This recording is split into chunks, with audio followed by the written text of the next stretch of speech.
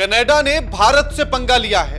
अब भारत कनाडा को मजा चखाएगा और मजा भी ऐसा कि ये मान लीजिए कि भारत से पंगा लेने के बाद ट्रूडो ने अपने लिए ही गड्ढा खोद लिया हो। और वैसे भी कहते हैं कि जो गड्ढा दूसरों के लिए खोदते हैं अक्सर खुद ही जाकर उसमें गिरते हैं, और कुछ ऐसा ही काम ट्रूडो ने किया। ट्रूडो जो कनाडा के प्रधानमंत्री हैं, वो गड्ढा तो भारत के लिए खोदना चाहते थे, लेकिन गड्ढा उन्होंने खुद के लिए खोद लिया है। नमस्कार, मैं आपके साथ केके राणा, इंडिया 27 देख रहे हैं आप। भारत और कनाडा के रिश्ते लगातार खराब होते जा रहे हैं। अगर आप इतिहास के पन्नों को पलटकर देखेंगे तो भारत और कनाडा के रिश्ते कोई आज के नहीं हैं, बहुत पुराने रिश्ते हैं, और जिन्हें अब खराब करने की स्थिति पर ट्रूडो उतारू हो गए हैं। लेकिन ट्रूडो ने रिश्ते खराब करने की बात तो कही, लेकिन उसमें गड्ढा खुद के लिए खोद लिया है। अब इससे कई सवाल उठते हैं। एक तो यह कि कनाडा और भारत के जब रिश्ते खराब हुए हैं तो उसका नुकसान आखिर किसे होगा? भारत को ज्यादा नुकसान होगा या फिर कनाडा को ज्यादा नुकसान होगा? नुकसान आखिर आर्थिक तौर पर ही होगा या फिर व्यवहारिक, या फिर यूं माना जाए कि पॉलिटिकल तौर पर भी नुकसान होगा?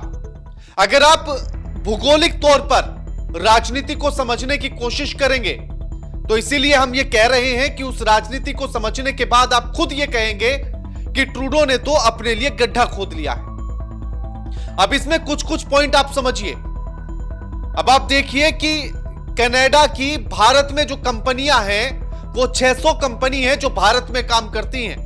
कुल मिलाकर 1000 कंपनी भारत में अपना कारोबार करती हैं, जिनमें से कुछ कंपनी भारत में है और कुछ कंपनी अन्य देशों में या फिर कनाडा में है, लेकिन भारत में उनका एक बड़ा व्यापार होता है। तो ऐसी 1000 कंपनियां हैं, जबकि कनाडा में भारत की 30 से ज्यादा कंपनियां हैं जो कनाडा में कारोबार करती हैं या वहां पर हैं, मौजूद हैं और जो वहीं पर रहकर अपना कारोबार कर रही हैं। तो सोचिए कि अगर ये रिश्ते खराब होते हैं तो कनाडा की उन 600 कंपनियों का क्या होगा, और साथ ही उन 1000 कंपनियों का क्या होगा जो भारत में एक्टिव तौर पर अपना कारोबार कर रही हैं। अगर ये रिश्ते खराब होते हैं तो नुकसान भारत को केवल अपनी 30 कंपनियों से होगा, लेकिन कनाडा का नुकसान ज्यादा होगा।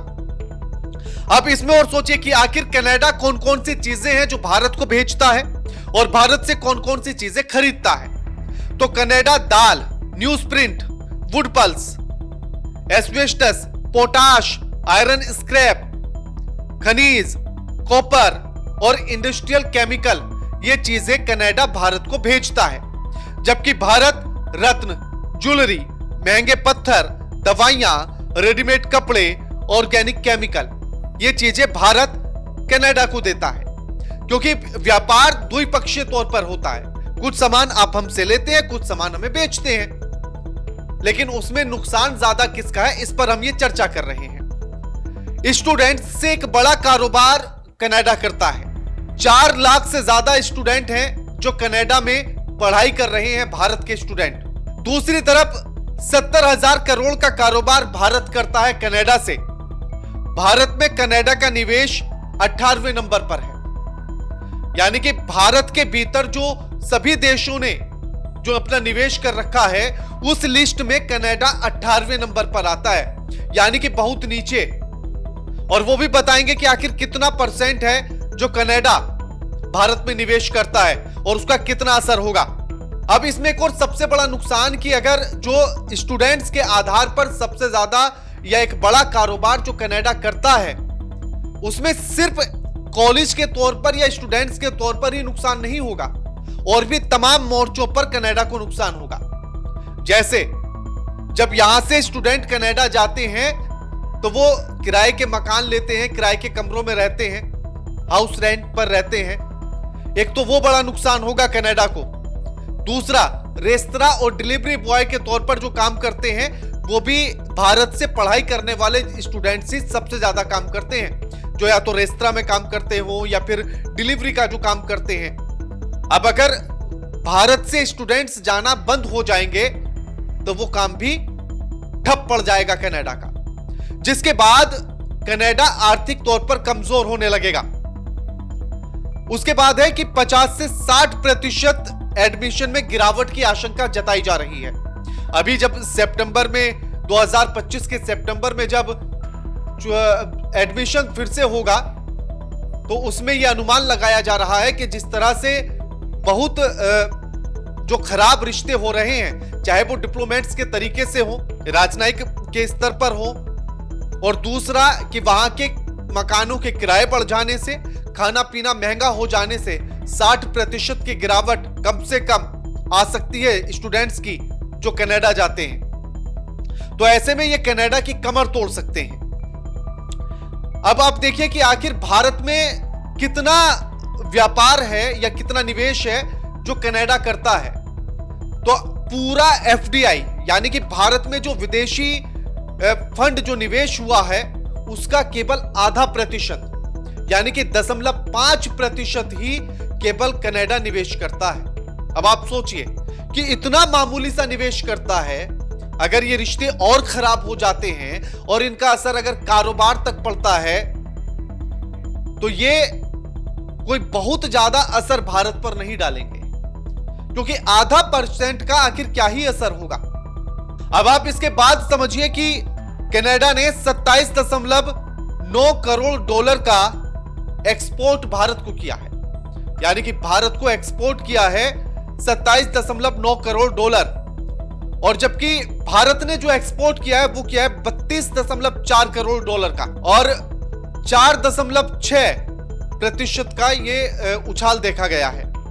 दूसरा है कि अगर पिछले साल से अगर इसका कंपेयर करें तो भारत ने 14% का उछाल पाया है, यानी कि भारत ने पिछली बार की कंपेयर में इस बार 14% ज्यादा एक्सपोर्ट किया है। 2022-23 में दोनों देशों के बीच 8.3 अरब डॉलर का व्यापार हुआ, और जो 2025 तक बढ़कर 8.4 अरब डॉलर होने का अनुमान जताया गया है। अब ये तो है आर्थिक तौर पर। अब इसी के साथ आप ये समझिए कि आखिर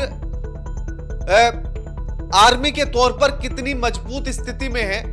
अगर किसी वजह से दोनों देशों के रिश्ते और ज्यादा खराब हो जाते हैं और युद्ध जैसी स्थिति बनने लगती है तो फिर दोनों देशों की आर्मी कहां टिकती है। आर्मी की अगर बात करें तो कनाडा की आर्मी पूरी दुनिया में 20वें नंबर पर आती है, जबकि भारत की आर्मी 4थे नंबर पर आती है। कनाडा अपनी आर्मी पर 36.7 बिलियन डॉलर का खर्च करता है, यानी कि उसके जीडीपी के हिसाब से अगर आप देखेंगे तो यह बहुत कम हिस्सा है जो वो खर्च कर रहा है, जबकि भारत अपनी आर्मी पर 69 बिलियन डॉलर खर्च करता है। कनाडा में 68,000 एक्टिव जवान हैं, जबकि भारत में 15 लाख एक्टिव जवान। आप सोचिए कितना बड़ा अंतर है, एक जहां 68,000 दूसरी तरफ है 15 लाख, तो आर्मी में कितना बड़ा अंतर है। 27,000 केवल रिजर्व में जो है जवान है कनाडा में, जबकि भारत में जो रिजर्व है वो 14 लाख जवान है। अब इसी के साथ अगर बात की जाए एयरफोर्स की, तो एयरफोर्स में जो है 1700 लड़ाके विमान है भारत के पास, जबकि एयरफोर्स में कनाडा के पास महज 391 विमान है। कनाडा के पास 13,000 एक्टिव जवान है एयरफोर्स में, जबकि भारत में 1,39,000 एक्टिव सोल्जर हैं।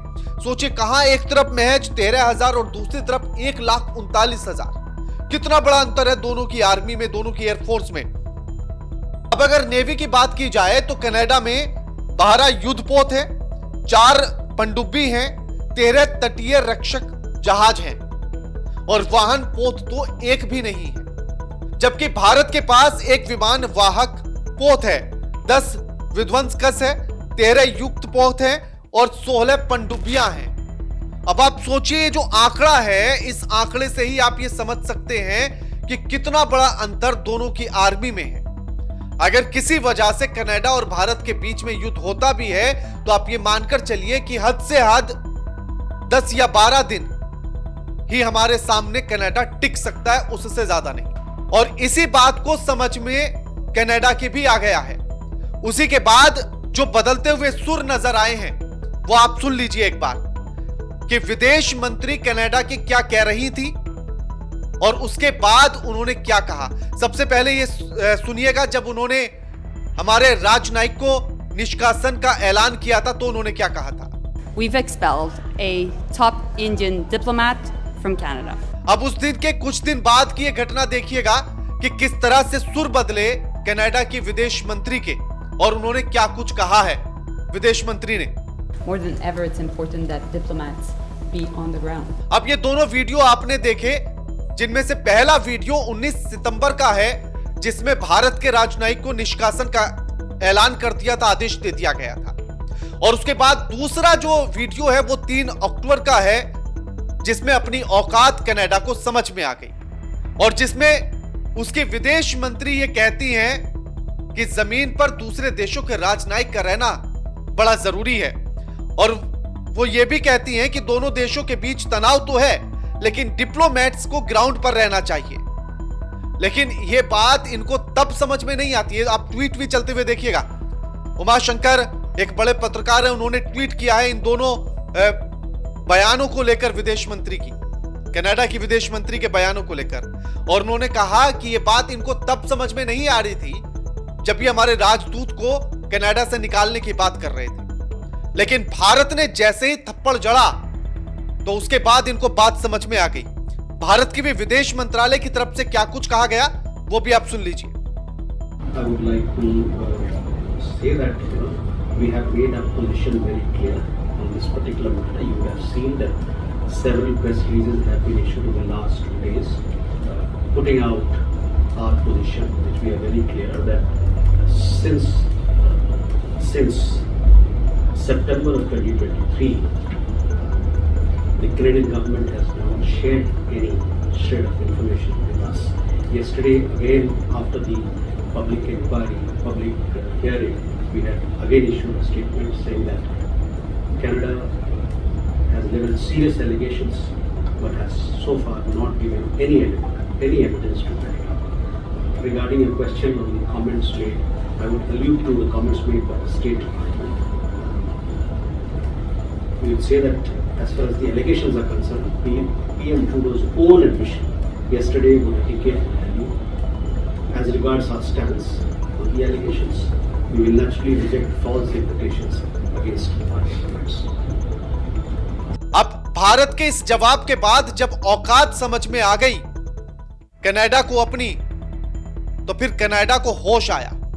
उसी के बाद ट्रूडो ने भी सॉरी बोला और कहा कि हमने जो आरोप लगाए थे वो आरोप लगा दिए थे, लेकिन वो जो है पुख्ता जानकारी नहीं थी, सबूत नहीं थे, वो सिर्फ एक आरोप थे, उसकी कुछ जानकारी मिली थी और उसके लिए फिर सॉरी बोल रहे हैं।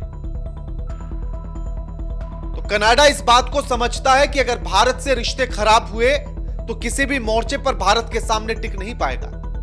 कनाडा यह भी समझता है कि अगर भारत से दुश्मनी मोल ली और यह आर्थिक तौर तक अगर पहुंच गई तो पूरा का पूरा उसका कारोबार ठप हो सकता है, चाहे वो स्टूडेंट्स के जरिए हो या कंपनियों के भारत से निकाले जाने को लेकर हो, आर्थिक तौर पर जो कारोबार भारत से करता है उसको लेकर हो।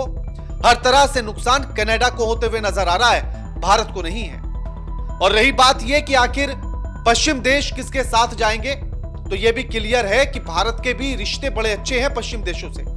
तो कनाडा के लिए तो कोई देश भारत से रिश्ते बिगाड़ने की बात नहीं करेगा, क्योंकि सारे देश इस बात को समझते हैं कि भारत वसुधैव कुटुंबकम की भावना रखता है और उसी के साथ भारत मित्रता निभाना जानता है। तो इसलिए कोई भी मित्रता तोड़ने के लिए, खासकर कनाडा के लिए, तो तैयार नहीं होगा। आप कनाडा को लेकर क्या सोचते हैं? खराब होते इन रिश्तों को लेकर क्या सोचते हैं? हमें कमेंट करके जरूर बताइए और चैनल को सब्सक्राइब कीजिए, वीडियो को ज्यादा से ज्यादा शेयर कीजिए। नमस्कार।